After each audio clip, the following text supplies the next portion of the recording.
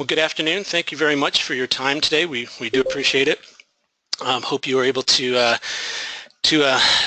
spend some time with us today, and we thank you for that. Today I'm going to walk you through the WisDocs estate planning product, which is a new automated forms product from the Wisconsin Bar Association. I've looked at a number of different forms on the hot docs market, and I have to say the Wisconsin forms are actually some of the best that I've seen. So your bar association is definitely providing a great benefit to its members. Today what I'll do is walk you through the how-to, that is how to sign up for hot docs or for the WisDocs, estate planning forms, how to use those forms, and then how to prepare them for your clients. So the first thing we see at this Hot Docs Market is the landing page. If you've not been to Hot Docs Market before or unsure what the service is, there is a quick video, about a 1-minute video, which will show you how the service works. But today we are talking about specifically the Wisconsin Docs estate planning forms. These forms cover a variety of forms that would be used in an estate planning process. Things such as wills, revocable trusts, durable power of attorney, things like that. And in order to purchase one of these, you simply it's actually similar to any other sort of e-commerce transaction. You click Add to Cart, and you're brought to a page where you decide how many copies of this product you want. You can proceed to the checkout and pay for this service using your credit card. As you may have seen earlier, the Wisconsin Bar has offered 2 price points. You can do a monthly subscription or you can do an annual subscription. It's an all-you-can-eat type model. That is to say, once you make your subscription and once that is approved, you can use the content as much as you'd like. So I'm going to go ahead and sign in now and show you what the product itself and how it actually works.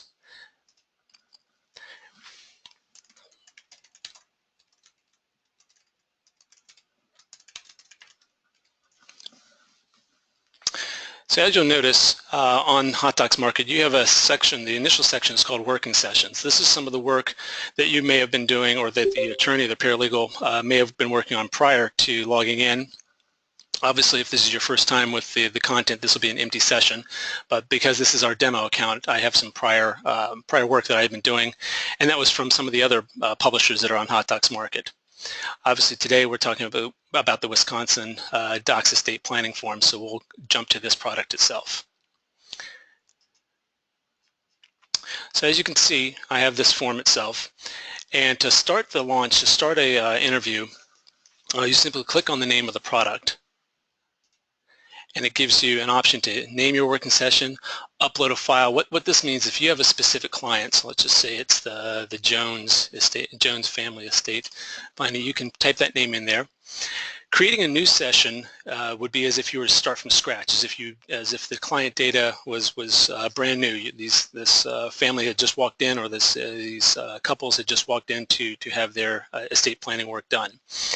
For the purpose of this demo, I'm going to upload a file which has pre-existing client data already inserted into the file, into the folders and the various fields in order to make this demo more meaningful.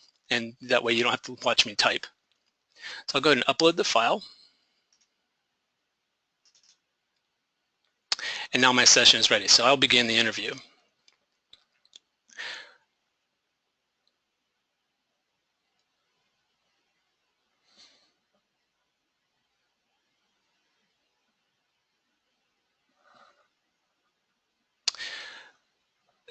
The first thing you'll see is obviously the name of the product. And one of the practice and one of the ways that the forms have been set up is that it guides you through the assembly of your forms and the various steps that it would take to put the appropriate data and the appropriate client information into these forms in a logical, probably efficient manner.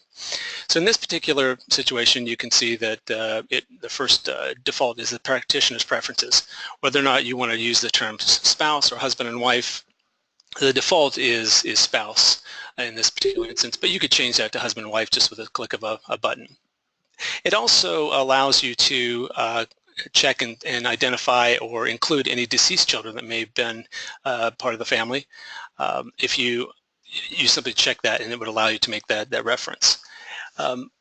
The little light bulb here is kind of like a resource pane where you'll see more information about that particular option. As you can see, the arrow buttons here allow you to scroll through the various steps in the interview, or you can simply click on the interview here. Personally, I tend to use the dialogues buttons here. So in this particular instance, we call it the Jones family, so we'll put the last name in here. We'll say that they are a married couple. And one of the reason we choose these components is because it has implications for the forms that would be used to prepare the estate planning. If you see the questionnaire here, this is an optional item for you as the preparer of these documents. It basically gives you a checklist, if you will, to have the conversation with your clients. So general planning considerations, you may want to talk to your client about their health considerations. And what you'll see in a minute, once we produce the final product, is that the HotDocs Market system will guide you through questions to ask the client, or at least to include as part of the overall planning questionnaire. If you decide not to, you may see this on the left in just a second here. That's, again, it's optional, so you don't have to. For the sake of this demo, I'll go ahead and show you which I'll just choose a couple of these to include here. Okay, so as I mentioned, we had already preloaded some of the client information for this demo. Our couple today is Bill and Janet Jones, and we can decide which forms we're going to use for our clients. So if we decided not to include the durable power of attorney, or let's say we decided to not make a revocable trust, you can see some of the forms disappear. Just as if I include them, they obviously appear. Same thing for Janet. If you're preparing for both of them, let's just remove the healthcare power of attorney, durable power. We'll just do these two for the sake of the demo. And then if there are ancillary documents, such as property agreement or affidavit of facts, again, you have the option to include those or not include those in your assembly. So let's do a joint irrevocable trust in this particular instance. So now we start to walk through the interview. So now the first step you see is for the client name. So it's Bill Jones. We can fill out his full name, and you can use an informal name if you so choose. And then the more important one is what is the name that's to appear in the document. So you'd spell this out completely. His social security number, I'll just correct that. You have the option to identify whether he's a U.S. citizen or perhaps maintains dual citizenship, date of birth, place of birth, etc. Whether or not he has children and siblings, the date of the marriage, his current address, or his primary address, I should say. But it also gives you the option to say, what if, let's say Bill's a snowbird and he has a house in Florida. You can add alternate home address to this. His employment status is pretty straightforward there, and whether or not he served in the military. So we'll scroll through, and now we add his wife, Janet Jones. Again, same sort of fields are created, including her maiden name, her social security number, date of birth, etc. And if you notice, the residence address, because they were already, because we said they are married and they live in the same location, all this data for their street address has already been ported over to her file. One thing that's nice is, as I said, it also brings over the data for their secondary home. And some of this is just gibberish, just for the sake of this demo. Now, this is a great part about the WisDocs estate planning forms. The forms give you the option to identify, let's say in this particular instance, we have a blended family. And so Bill has children from a prior marriage, Janet may have children from a prior marriage, and they may have children together. Again, the form allows you to make those distinctions, as well as decide on the disposition of assets, who gets those assets. So for example, if Bill says, I love my stepchild as if they're one of my own, they're part of what I would consider to be my children, the form allows you to do that. If in the instance, let's say Janet says, well, I don't really like my stepson or stepchild, I don't want them to be part of the definition of children, again, the form allows you to make those distinctions. So here you start to fill out the name of the children. So the first one we'll do is Josh Jones. He is a child of Bill. So this is one of the children Bill had from his prior marriage. Again, allows you to put all the information in, where he was born, is he married, what happened to that marriage. One of the nice things about this this system is it also allows you to incorporate items such as government benefits, emotional issues, for example, if there's physical disabilities, emotional substance abuse issues, things like that. So all that information is available. Now let's say Bill has another child. You would simply click from the prior marriage. You would simply click here and it adds another child. In this case, we've already filled that out. So the child is natural or legal adopted of Bill. So this is his second child from the prior marriage. We fill out all of her information. And then again, if there's another child, you just simply click there. So now let's go to Janet. Janet brings a child from her prior marriage, Richard Jones, and his full name is included here, his status, etc. And then again, any special needs that might be required, and you can see these by simply clicking the checkbox. And then there's a child that's from both Bill and Janet. So this is theirs. It's the sort of yours, mine, and ours concept here for the children, as well as the assets. So we fill out her details here. Where does the child live? If we said the child lives with a client, again, that data is that we had previously entered in terms of Bill and Janet's residence is ported over, so you don't have to retype that. And now there's a section on siblings, and this is important, or this is useful, I should say, simply because if the client decides that they want a sibling to be an executor of the will or have some involvement in the will, that data is already captured and can be immediately ported into the will itself. So everything we've done to this point is simply providing the background data for the will, all the necessary details on the parties that may be involved in the will. So this was Janet's brother, and this is Bill's brother. So again, we're putting that data in. And then if there are parties to the will or to the estate, you simply add them here. Again, it's a simple dialog box. You can leave it blank. It's just up to you and your client. And again, if you decide to add other parties, it's a simple click and the same fields would apply. So for example, the trust company is a party, and that detail is included here as an entity as opposed to an individual. And then again, the another party has been added to this. So now we start to assemble the will itself, and it gives you this I don't call it a warning screen, but it gives you this information screen, or the system will default to Janet's information, so it basically matches Bill's, but it can be changed. So here's the title of in this case, the revocable trust, because if you recall, we added that as one of our documents to create. How do we treat the stepchildren? So this is Bill. Bill, as we said, loves his stepson as if it was his own child, so he is treating them, Janet's children, as if they were his. And if he's giving any specific gift, you can certainly add that there. And then if you want to include simultaneous death language, that's certainly available as well. Now, if we talk about the executor, this is Bill's. I think it was one of his parties to the will.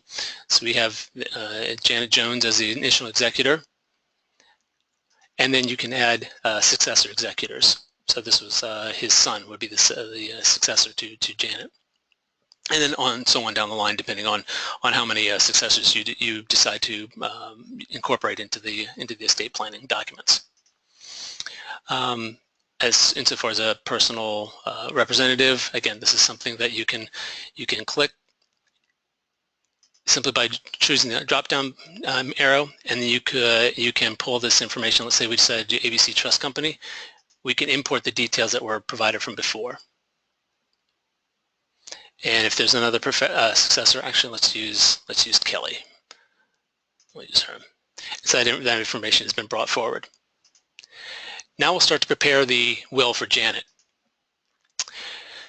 And if you recall, we mentioned that Janet is not fond of her stepson in our scenario here. So the first section says, well, how do you want to treat those stepchildren? And so she's going to exclude Bill's prior children from the prior marriage into her will itself. And again, some of the details are insofar as a tangible property can be added as you go through. We went through the personal representative for Bill. Now we go through the representative for Janet. And again, these details can be imported from the prior information that we had entered. And now we'll prepare the irrevocable trust. So this is the name and the title of the trust. We can either opt in or opt out with respect to the direction to dispose. And so for the sake of the demo, we'll go ahead and keep those checked.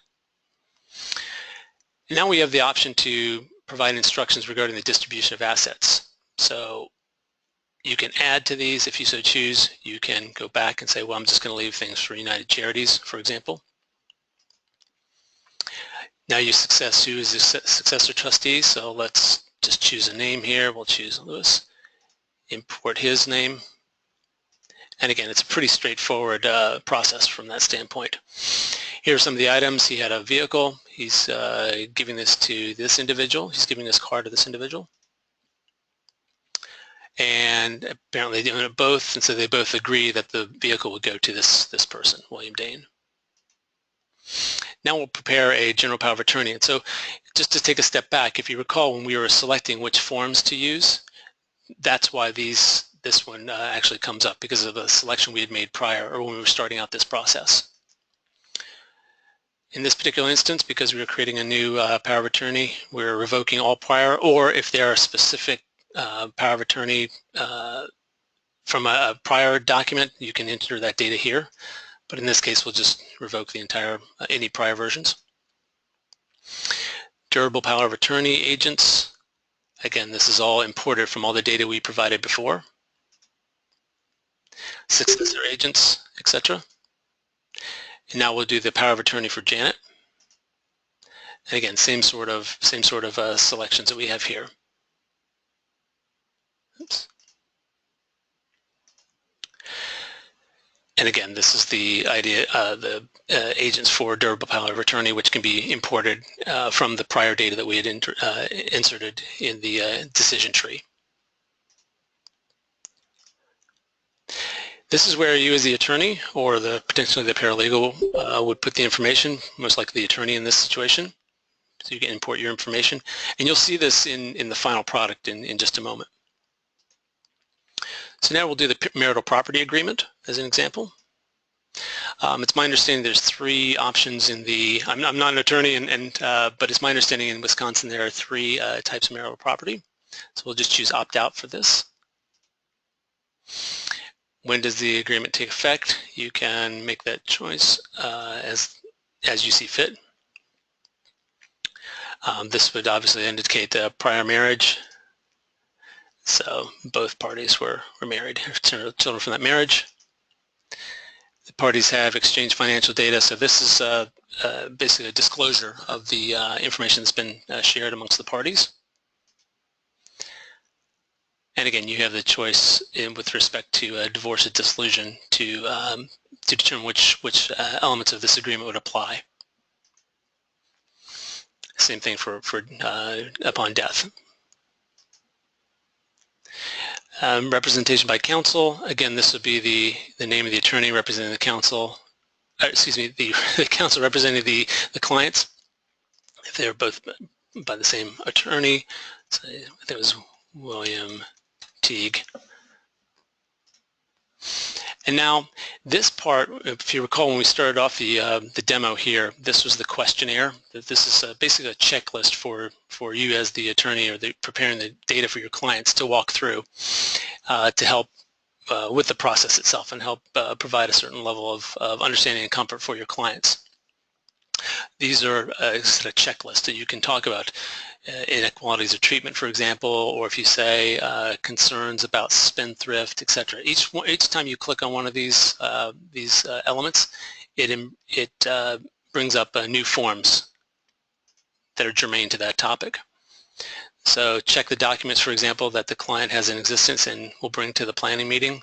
Let's say they have financials, a will, a prior will, for example, financial power of attorney. And then as we start to go through the assets, you can have the client, or you can work with the client to fill out this data. So I'm going to move through this fairly quickly simply because it's already completed. But again, I just want to show you what the options are. And if you recall, we had some of the property, for example, in Florida, and let's say they have some non-residential real estate. Titled vehicles, for example, they have that Ford Edge, if you recall from the screen about disposition of assets. One of the vehicles, or a vehicle, was going to be donated to another individual. Apparently Janet has a Harley. She's a Harley rider, and they both own a Winnebago. In terms of stocks and other securities, again, this is part of your questionnaire for the client, the financial questionnaire, I should say, and a catalog of all the assets that are available. Any life insurance policies, any business interests that he or she may have, any unsecured debt, as you can see here. And then insofar as the document execution, what you'll notice is if you already have the notary identified, that's fine. You can put this information in here. So John Smith, just for example, or you can leave it blank. It's completely up to you. You will get a warning from HotDocs Market saying you've left some fields empty, and that's okay. Again, it won't prevent the assembly of the forms themselves, but it just is a acknowledgement that there are some empty fields, and that again that won't prevent you from completing the forms. For example, 28 unanswered questions. This would be an example of an unanswered questions in terms of the notary name. If you decide, I want to go look at this, well, actually we'll go ahead and assemble these documents, excuse me.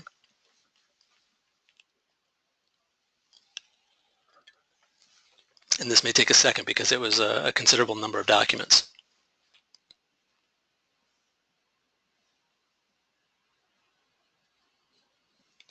So now we can see all the forms that have been generated from the selections that we made at this start of the interview process. For example, the client intake questionnaire.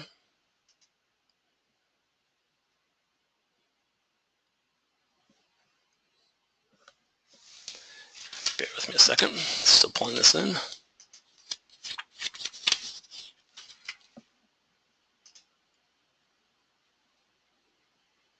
There it goes. You can see it pulls up a Microsoft Word document. And there's all the details that we provided for our client. And it's a 7-page document. Again, it's a summary for you to walk through with the client itself. Includes all the checklists we need to have a conversation about, as well as all the details that were provided. That's just an example of one of the documents that's been generated. The will pour over, for example. This has been generated through HotDocs Market again. And all the data that we had provided is now formatted nicely and put into the appropriate locations within the document. If you recall, we gave the stamp collection, or one of the instructions was to give the stamp collection regarding tangible property, so that's made it into this form. In terms of the residuals, that has made it into the form as well. And again, you can see the various pieces here. I'll just pull up one more for the sake of demonstration.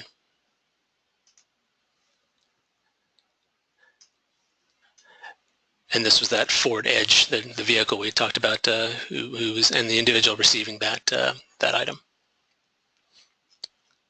And it has instructions with respect to disposing of tangible assets. So that's essentially the the way that a form and a set of forms and documents for the WisDocs estate planning product are actually generated. Again, you can use this over and over again with your subscription, be it monthly or annual. It is it's certainly up to you. It's open to attorneys in Wisconsin. You do have to click the terms and conditions before you can actually make a purchase or make a subscription purchase. And those terms and conditions are found on the front page of Hot Docs Market. One of the things to note is that the content is automatically saved, so every 30 seconds. So you don't have to worry if you have to step away, you won't lose your data. If you do need to go back to the interview, the client says, you know, I think I'm going to give the stamps to my daughter instead of my stepson. You can click on Return to Interview and simply go back into that particular section that that you want to make a change and make the change right there, and you can rerun the documents. So I think that was personal property, but in any event, this does give you that option to go back. Use another template, really, with just for clarity's sake, with Wisconsin Docs is really, it's only the one template. It's sort of a master template, if you will, for all of this content. So really this feature for the moment is not necessarily applicable. If, for example, the Wisconsin Bar Association were to produce a probate form set, for example, what you could do is pull that probate form set, if it were to become available, and the same data that you've entered for your client in the estate planning content could be ported over instantly to the probate forms. But that's up to the Wisconsin State Bar to decide if they want to add that product to the mix. Just from a mechanical standpoint, just some of the housekeeping elements, My Account is really going to be your driving, is really where you want to start accessing the materials. So once you have your subscription, you'll have My Account. You'll see the estate planning materials, for example, that we were working on here. Again, this is a demo account, so I have lots of content that I subscribe to. Most folks will probably only subscribe to one or two products, but it's through here that you actually launch the interview itself. So you would go to My Account, go to the Wisconsin Docs Estate Planning Form, click on here, and then you would begin your work on the estate planning for your client. The working sessions, as I mentioned at the start of the demo, is where you would actually have you would actually see the work you've either completed or in progress. You can rename that. You can download the answer files to your laptop if you wanted to do so. Transaction history. This is something that is useful if you want to keep track of the amount of money you've spent or the amount of subscriptions you have. Content sharing, this is probably more applicable for some of the other publishers that are on Hot Docs Market, but essentially if you buy multiple licenses to this product, you can share them amongst others in your firm, for example. Or so let's say you have a business manager in your firm who has the company credit card and they actually make the subscription. They can, although they may not use the forms themselves or assemble the documents themselves, what they can do in that situation is revoke their own access to the forms and simply assign it to one or more of the attorneys for which they have a license. My details, this is primarily for the subscriber, but it does allow the subscriber to, for example, update credit card details. Let's say you're on a monthly, well, you could be on an annual subscription as well, but if you're on a monthly subscription and you decide to change credit cards, you simply click on here and you can make your changes to the card. And your access to the content would be uninterrupted even if you've changed the card. Some users have concerns about content being stored in the cloud. If you do have that concern, there's two things to note. One, the forms themselves are not stored in the cloud on Hot Docs Market, only the answer set. So only the client information, not the actual full will or trust or revocable trust, etc. It's just the answer set that's saved in Hot Docs Market. However, if you decide I don't want to save it in the cloud, you can go to, again, interview options under My Details, deselect this autosave, and you will be forced to save both the answer sets and the forms to your desktop. But I did want to point that out for your benefit. Communications, this is simply a way to keep track of any changes that may relate to the forms themselves. So let's say, for example, the the Supreme Court in Wisconsin decides that divorce forms now have to have, or excuse me, estate planning forms now have to have a new line concerning disposable assets. I'm making this up, obviously. The Wisconsin Bar would be able to make those changes. You would receive those changes if you subscribe to the content instantly, and an email would be sent to you to let you know of that change that it's occurred.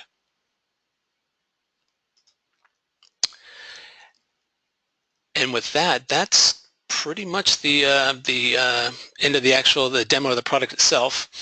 I would note that, you know, at $299 a year, this estate planning set, or this set of forms, at least in my mind, is quite reasonable. That's less than $25 a month, or actually it's about 83 cents a day.